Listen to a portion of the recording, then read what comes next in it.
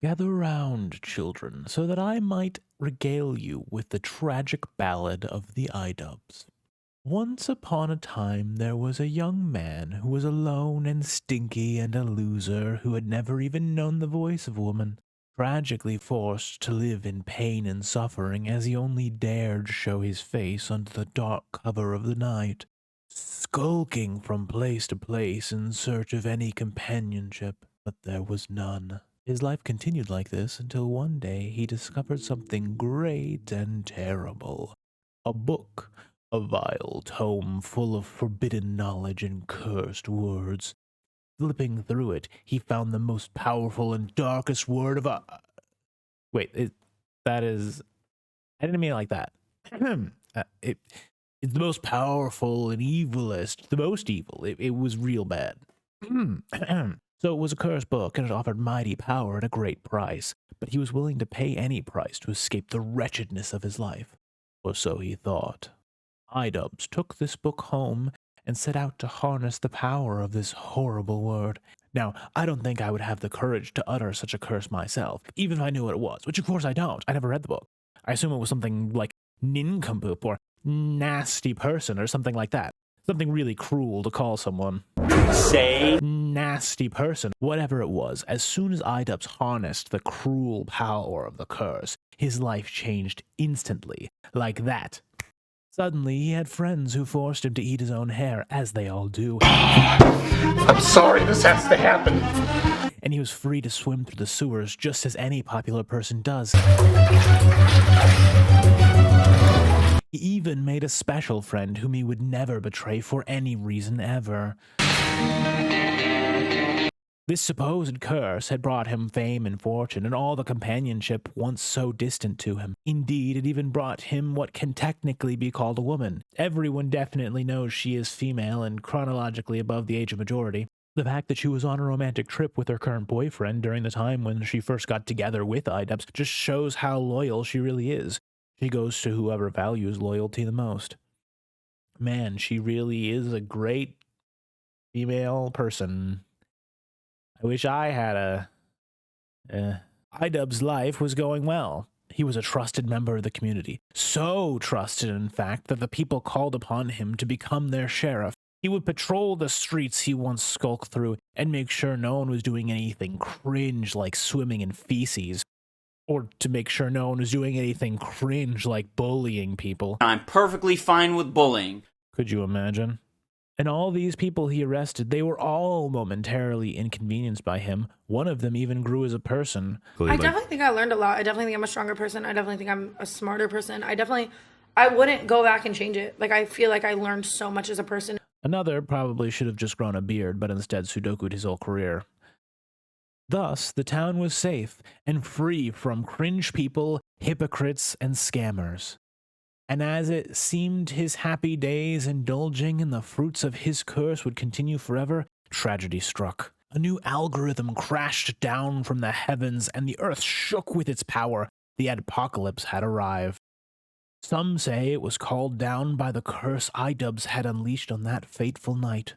But most people think it was caused by a coordinated smear campaign launched by old mainstream media outlets against the grassroots alternative media that was stealing away the attention of the key demo, all ultimately spurned on by the public's and blue-chip companies' fundamental misunderstanding of the media landscape and internet marketing in particular.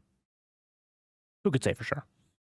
What we can know is that much like the dinosaurs when the meteor struck, the environment was changing and everyone had two choices: adapt or die. IDubbz heroically threw away that cursed evil word once it was no longer financially valuable to him, and turned over a new leaf. Thus, the curse was averted, and everyone lived happily ever after. Or so it should have been. However, just like the gabagool from Insidious, the wrath of the cursed word only strikes after you've first thrown it aside. He noticed the problem when he tried to do the most innocent thing. All he did was upload a video calling all of his fans stupid and evil and smelly, and then for some reason they were not super stoked about that. From there, things only got worse.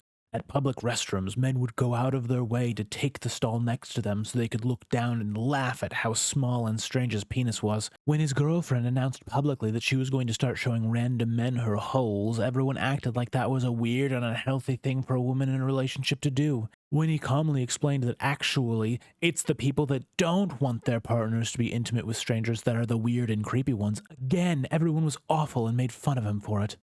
Clearly, the power of the curse was being felt. There were some bright points. He married a prostitute in Vegas. Unfortunately, it wasn't some random prostitute, but still, marital bliss was sure to follow. However, again the curse struck. Some people online discovered that suddenly, IDubbz had become Ian Jamba Juice. That's right, he'd taken his wife's last name, and for some reason, the internet wouldn't stop making fun of him for it. He again tried to explain that it was perfectly fine and normal for him to be the wife in the relationship, but nothing helped. Seeking a change of pace, Ian tried becoming a document. At first, he saw some success filming a meatball rolling around in its own filth. Then he set his sights on his most ambitious project yet. He decided to make a huge video making fun of a professional comedian who was fired for being a bit of a fan of cursed words himself. However, once again, the power of the curse struck. Instead of confronting the meek Dr. Jekyll, Ian is met with the vicious Sam Hyde, and he gets totally pranked, bro. It turns out a professional crazy person is harder to mock than a smelly borderline autistic loser. So now you know, so you don't have to guess, because you're autistic. So you need a picture book guide to tell you when someone's in a mood. Here's an angry face. Here's happy. Okay? Get your guidebooks out so you know when people are in different moods. Mrs. Jamba Juice tries to fire back by talking about some kind of iron circle, but it's overshadowed when only a month later Iron Lung is released. After taking loss after loss, IDubbz was on his last legs when a beautiful opportunity fell into his lap. One of his less interesting internet beefs from the previous decade had returned with an offer to box. This coming after a man with two first names picked a fight with a unit of measurement in what was to be the fight of a lifetime. Ultimately, this fight never took place because battling a unit of pressure is kind of a confusing thing to do anyway, and even only 1 kip per square inch is about 40% more pressure than the human body can even survive, so it was ill-advised anyway. Whether it happened or not, the boxing fever struck the internet world, and after only suffering millions of casualties, it moved on and things opened up enough for IDubbz to get to his fight. Originally, he was going to square off against a stick of gluten-free chewing gum, but that never materialized, and instead he decided to turn it into a whole event, bringing together a bunch of creators who people generally kind of remember, and have them box each other. Who knows who these guys are? Does anyone know who these guys are? Tubbo versus Sapnap. Now this, who knows who these guys are? Chat? Who? Okay. Again, like I don't even really know. Then this, okay, so this like, yeah, whole you know, breakdown. a lot of these guys have big follower numbers, but then their engagement is atrocious, where there's just no real audience watching this. There's no real viewership. And surprisingly, things went off without a hitch. Ian successfully got brain damaged, which is pretty good, though he did lose his match. But he made $1 million for charity? Maybe some of it went to charity, maybe some of it went to him, maybe some of it went to the production company, maybe all of it went to charity. Don't check the books. You don't need to look at the books. It's fine. Everything's fine. With the first taste of success in years, of course iJams would chase that dragon as far as it would go. This time, Mr. Anissa Jamba Juice will take over the whole thing, and it'll be way better. Oh. Well, at least Ian got brain damaged again, so that's good. Though, he lost $250,000, which isn't great. Must have been the curse. Man, this curse really ruined his career. If it wasn't for this curse, he would have been able to quietly slip into retirement. Maybe start a family, except the curse didn't want to. Man, curses really suck. Anyway, just because the formula is played out and the brand is mired in controversy doesn't mean you shouldn't try it again. We're running it back. Creator Clash 3. This one would be a return to form. They were already using the same marketing strategy that made the first one a huge success, which is to say, no marketing at all. Dad, I think on his promo video for this show, only got 3.6 thousand views. How? How is that possible? And they were reusing the same stadium that made the second one a huge failure. Pointed out that the Creator Clash tickets looked really f***ing bad. So nothing could go wrong. But that was when the curse struck again. people around Ian started to ask some pointed questions. Was he Ian Jamba Juice or Ian Jamba Jews? Because he was getting a little too chummy with the Jewish people, which is to say he wasn't nearly anti-Semitic enough, and he had yet to openly denounce his singular Jewish friend. Nothing a quick hypocrite couldn't fix. It was time for Miss Jamba Juice to put on his old uniform. This time it'd be the most egregious case yet. A man actually got angry when people tried to take his kids away. Time to do some good old-fashioned This, it turns out, was a mistake, because collectively the internet had mostly forgotten about Ian Dumb's Jamba Juice's existence. During that time, he was free to make videos about Cheez-Its and shopping carts as much as he wanted. This one's bold cheddar. The packaging is a little bit different. They look a little bit different too. But, well, I can't even claim this part was the effect of the curse. He tried to get in the ring with the big boys, but he wasn't a big boy anymore, and he hadn't been for a long time.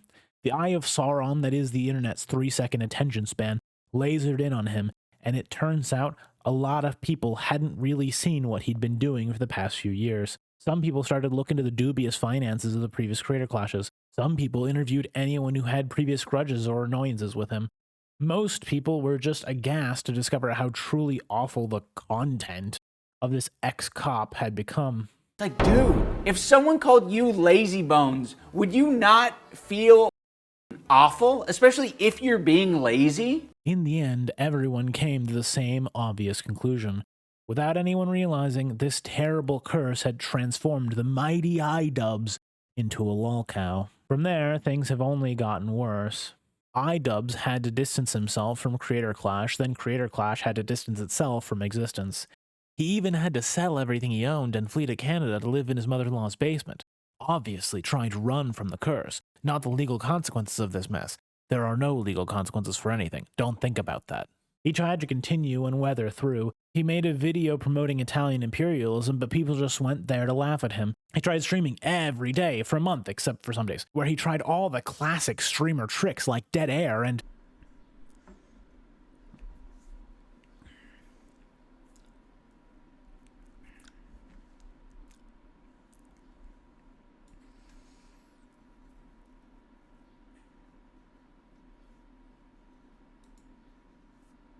All right, guys. We've done it. We've accomplished the longest dead air ever known to man. But people were there to laugh at him again. And this goes on for like a minute straight. Just like these huge chunks of dead air for a minute, 2 minutes at a time, because he has no idea what to say. He doesn't have like a train of thought. It's brutal. Wake up, Ian. He's even announced that he's going to try pimping out his wife once again, but surely people will be waiting there inside his wife's holes, biding their time to laugh at him some more. Confronted by this unrelenting wave of criticism and mockery, IDubbz did the same thing every lolcow does. He firmly decided to make a stand and face his critics. Staring straight into his camera, he boldly cried and said, "Did you ever think that it's mean to be mean to people? It's mean to be mean to me. You called my wife stupid and ugly, and that's not fair. And when I call other people's wives stupid and ugly, it's different because I'm doing it." And this worked perfectly. The entire internet realized it was too cruel to make fun of this rich, hypocritical loser with no sense of gratitude or loyalty. For once, things were looking up for Miss Jamba Juice. Then he woke up and saw this. Thank you, Ian! Thank you! Bullied! Oh, The fat guy and his cohort is bullying me! Casino! We're getting the Porsche! We're getting the f***ing Lambo! What color is your buddy. Lambo? What color is my Bugatti? I It's might gonna do be yellow. I might do yellow. Whoa! Let's Good go. taste! Let's go. That's Good the taste. taste! Of course, when H3H3 was being accused of poisoning his children, the curse whispered into IDubbz's ear, "Are you his slave? Who is he to you? What has he done for you lately other than single-handedly hold up your collapsing career? Don't go to his aid."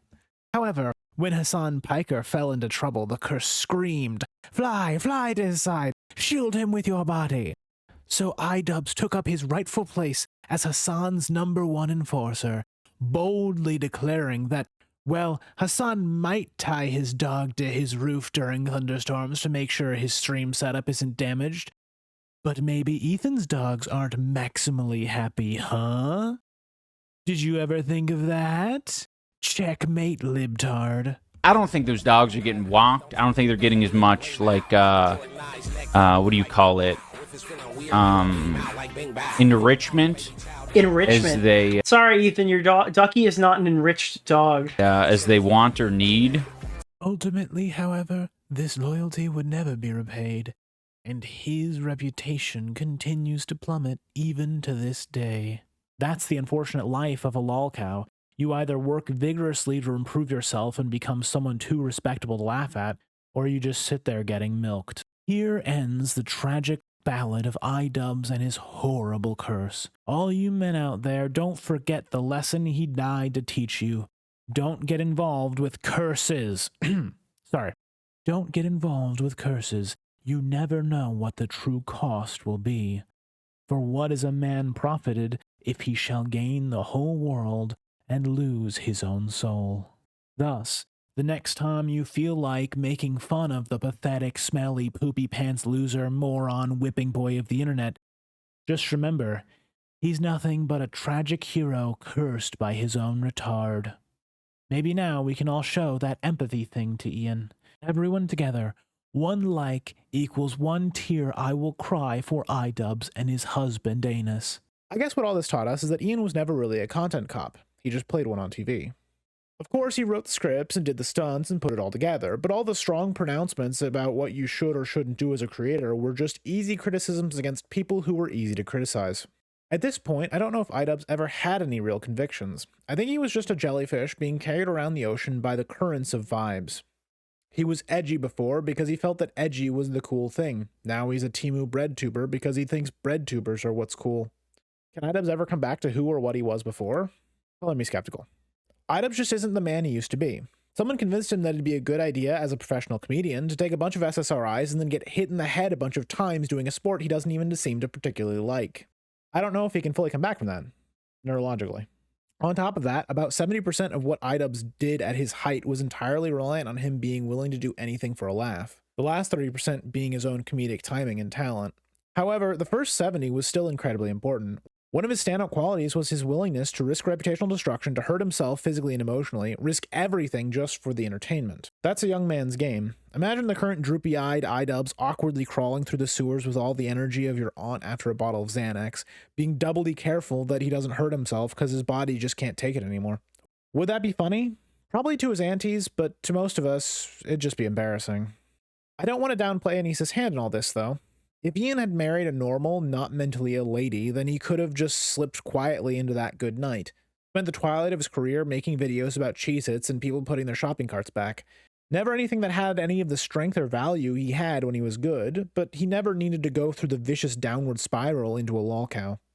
All that lays at the feet of Anissa and her insecurities. A lot of people like to point out that Anissa has an attraction to Hassan and claim that all of IDubbz's leftward movement is entirely due to his wife wanting to cuck him with a Turkish man-child. However, I don't think that's exactly right. Honestly, I think Anissa would be eager to cuck IDubbz with any decently successful internet personality. If it was a realistic prospect that Asmongold would even glance in her direction, then she'd be the queen of the roaches in a heartbeat. Though I guess in some senses she already is. Ultimately, I think a big part of their leftward shift was just a misreading of the political winds. Astroturfing and censorship has made extreme progressivism seem much more popular than it realistically is for a while. More personally, though, I think Anissa was seduced by progressivism in the same way a lot of people get seduced by extreme ideologies.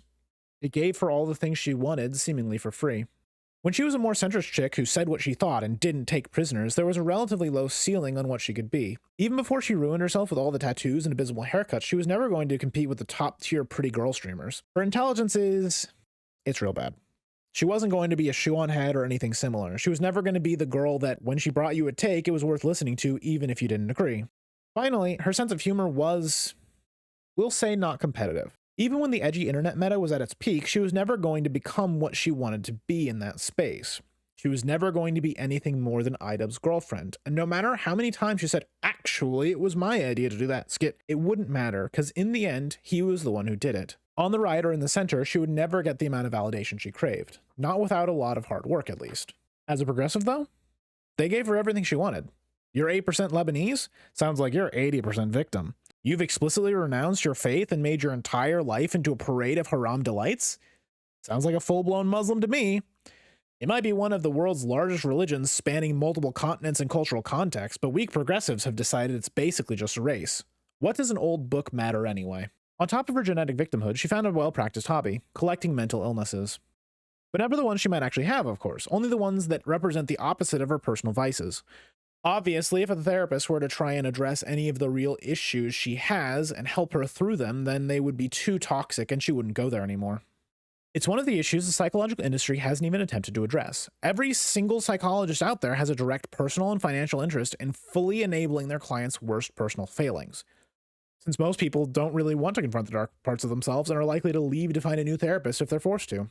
That's not even mentioning the fact that someone who only has minor issues and is given effective coping mechanisms and advice over the course of 4 sessions only to live a happy and satisfying life from that point on only pays you 4 times. It seems like a nice deal to most patients, too, since their professional mind person gives them total license to do whatever they wanted to do anyway. My therapist told me that actually my problem is I'm not selfish enough. So you guys just really need to do whatever I want all the time. And I really just need to focus on doing what I want. It's like, that's what'll make me healthy, you know? Ultimately, it becomes a vicious predatory cycle. The client enjoys every second of their sessions and leaves feeling great about themselves, but their actual life only gets worse. This is to say, be careful in choosing your psychologist. They have to be able to challenge you, but only as much as you can bear at that moment, which isn't something that can be objectively measured. It has to be felt out. The point being, a good psychologist has to be smart, good-hearted, and have good personal intuition. Maybe I'm wrong in this, but it doesn't feel like nearly enough institutions are really trying to cultivate those impulses in their graduates. This isn't to say you shouldn't seek help for your problems. You should. And specifically, if you've ever contemplated you-know-what, you should already be talking to someone. It's just that you should be careful who you go to, and if they make you uncomfortable in ways that aren't creepy, then perhaps give them a chance. Maybe that's what you need right now. Much has been made of how horrible Anissa has been as a partner, and it's all well earned. But Ian has been the kind of weak, feckless husband I wouldn't wish on any woman. All he's done is enable every single self-destructive impulse his wife has ever had. You used to be a somewhat self-sufficient adult, but now you've regressed into basically a toddler because you remembered that you almost died once when you were 6. You should definitely keep going to that therapist. Sounds like they're doing wonders for you. In the end, it really seems that Anissa's insecurities and Ian's inability to offer any kind of sober perspective to her has led to all their troubles. Anissa wants to be more than just a girl that got lucky and married a rich guy. She wants to be praised and adored for all her abundant good traits. So she tries to become the woman who cured the slur monster of his great evils and pushes him to directly address his past and declare his old self and anyone who liked him as bad. That goes over like a lead balloon. Anissa sees all the money that random women are making on OnlyFans and dreams of being a millionaire in her own right and being able to stand on equal or higher footing than Ian. She's not attractive or famous enough to make anywhere near that, and she's unwilling and unable to work the system as hard as the Bonnie Blues of the world, and she ultimately gives up. Anissa sees the success of Creator Clash 1 and chafes at the fact that Ian is the only one receiving most of the praise, so she makes sure that everyone knows she's taking over as much as she can of Creator Clash 2, and she makes sure it'll be twice as big and twice as spectacular as the first. But being incompetent in both business and entertainment, she makes it twice as expensive without adding any actual value to the viewers or promoting it at all. Shockingly, it fails and loses money. Anissa makes friends with some of the Hassan orbiters and realizes that Jews are too stinky and bad to be connected to anymore. It's so much cooler to be connected to actual terrorists. So she convinces Ian to destroy the last source of stable support they had on the internet and try to get in good with the anti-Semite crowd. But for all his faults, Hassan knows the streaming space. He would never in a million years actually do a show with or meaningfully promote anyone who is as completely incapable of live content as Ian has clearly demonstrated himself to be now. Take this as a lesson, young men. Be careful who you're with. Beauty fades and being cool and fun can only last for so long, but wisdom and virtue are eternal. Get you a woman who won't virtue signal on social media, but will cancel your date because her grandpa needs a ride to his doctor's appointment. People say they're waiting for IDubbz to wake up, get a divorce, make content cop Anissa, and return to his old self. However, at this point, it seems more likely that the money runs dry and Anissa finds a C-tier e-celeb or the owner of a local car dealership that's willing to take her and she leaves. He's left alone in Canada with no idea what to do.